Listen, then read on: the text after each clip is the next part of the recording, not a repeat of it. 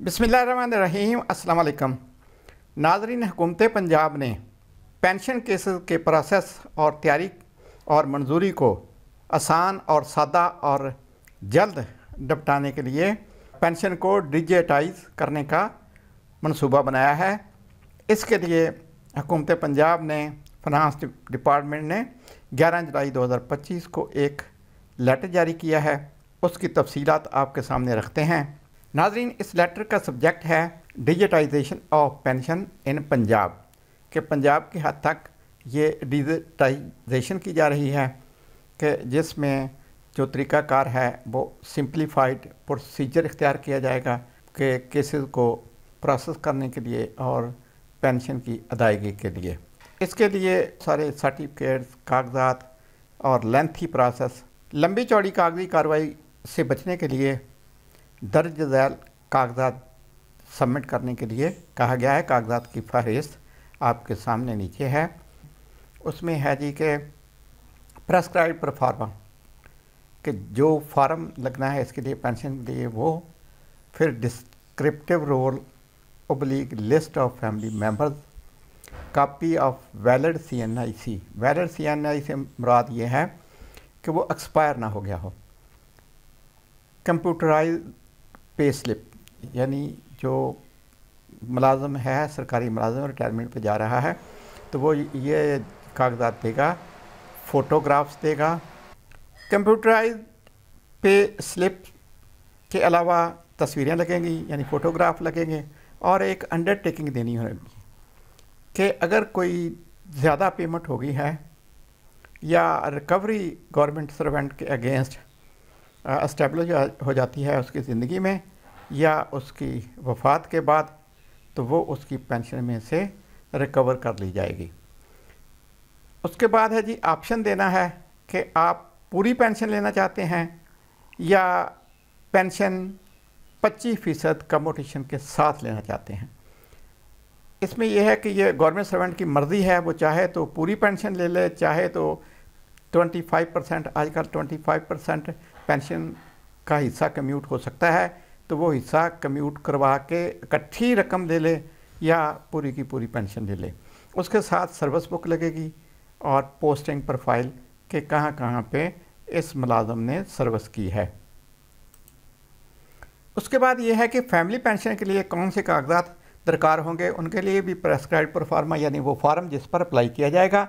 Death certificate होगा, और death certificate से मुराद ये है कि जो पेंशन है उसका डिस्क्रिप्टिव रोल और लिस्ट ऑफ फैमिली इसके साथ भी लगेगी।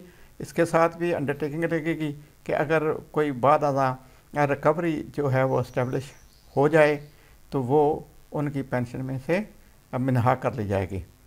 इसमें यह है कि आप चाहें तो फुल पेंशन ले सकते हैं या 35% मैक्सिमम ग्रास पेंशन का कम्यूटेशन ले सकते हैं। तो इस लिहाज से यह है कि फैमिली पेंशन में आप चाहें तो 35% तक कम्यूटेशन ले सकते हैं ग्रास पेंशन का, जबकि सेल्फ पेंशन में 25% है। और ये 35% जो है कम्यूटेशन पोर्शन की इजाज़त ये इस केस में है कि वाइल डेथ इन सर्विस, क्योंकि कम्यूटेशन तो एक दफ़ा हो जाए दोबारा नहीं होती। अगर तो वो गवर्नमेंट सर्वेंट कम्यूटेशन लेने के बाद फौत हुआ है तो ज़ाहिर फैमिली को तो कम्यूटेशन नहीं मिलेगी। ये उन केसेस में है जिसमें डेथ ड्यूरिंग सर्विस होगी, यानी दौरान सर्विस वफात की सूरत में फैमिली मेम्बर्स की एक डिक्लेरेशन होगी कि वो बोनाफाइड और इंटाइटल्ड फैमिली मेम्बर हैं। उसके बाद है pension payment order slip. Pension payment order slip उन केसेस में होगी यहाँ पे जो गवर्नमेंट सर्वेंट है या पेंशनर है उसकी डेथ आफ्टर रिटायरमेंट हुई है, तो उसका पेंशन पेमेंट आर्डर लगेगा। उसके बाद फैमिली का नो मैरिज सर्टिफिकेट लगेगा, no source of income certificate लगेगा, कापीज़ ऑफ CNICs लगेंगी, यानी गवर्नमेंट सर्वेंट की भी और जो क्लेमेंट है उसकी भी।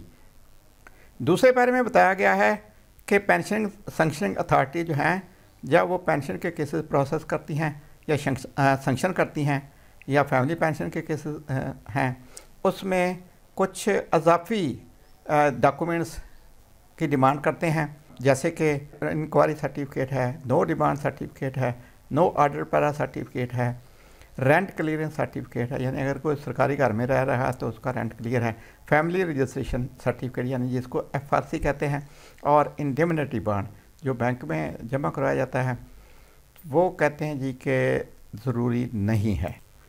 बल्कि ये कहा गया है कि जब pension case sanctioning authority sanction करेगी तो वो कोऑर्डिनेट करेगी मुतल्लिका महकमों से कि अपने लेवल पे कि वो ये सर्टिफिकेट जो हैं वो मुहैया करें, यानी पेंशन सैंक्शनिंग अथॉरिटी मुतल्लिका अदारों से रब्ता करके ये सर्टिफिकेट अगर रिक्वायर्ड हैं तो वो हासिल करेंगे।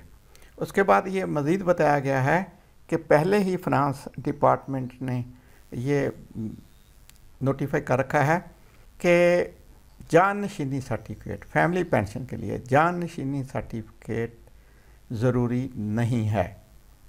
तीसरे पैरा में बताया गया है कि कंपिटेंट अथॉरिटी की ख्वाहिश है या आप कह लें हुक्म है कि तमाम pension cases family pension cases जल्द से जल्द डिस्पोज ऑफ किए जाएं बाय द सैंक्शनिंग अथॉरिटी, यानी मुतल्लिका सैंक्शनिंग अथॉरिटी जो हैं वो जल्द से जल्द इन केसेस को निपटाएं और जो डॉक्यूमेंट्स पैरा 1 में बयान किए गए हैं उन वो हासिल करने के बाद, और अननेसेसरी डिले इसमें यानी कि कोई गैर ज़रूरी ताख़ीरी हरबे इस्तेमाल ना किए जाएं, और पेंशनर को सहूलत फराहम की जाए कि वो अपने पेंशन पेपर ऑनलाइन सबमिट करें under the new digital mechanism, यानी ये जो डिजिटाइजेशन की है इसके तहत।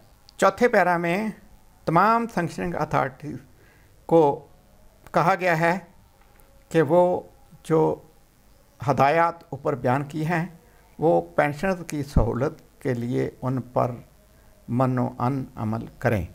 इस तरह नाज़रीन पेंशन केसेस जो हैं उनका डिले ख़त्म हो जाएगा और ऑनलाइन सिस्टम में वो देखा जाएगा कि किसके पास केसेस हैं, यानी हायर अथॉरिटी जो हैं उसको मॉनिटर कर सकेंगी, और ये नहीं होगा कि एक दफ्तर से दूसरे दफ्तर या एक लेवल से दूसरे लेवल तक केसेस को पहुंचाने के लिए ज़्यादा तगोदो करना पड़ेगी, यानी बाद का तो केसेस को पहिए भी लगाना पड़ते हैं।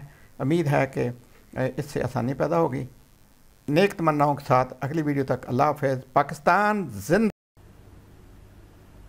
अगर आपने ये चैनल पहले सब्सक्राइब नहीं किया तो चैनल सब्सक्राइब कर लें, वीडियो को लाइक और दोस्तों के साथ शेयर कर दें। शुक्रिया।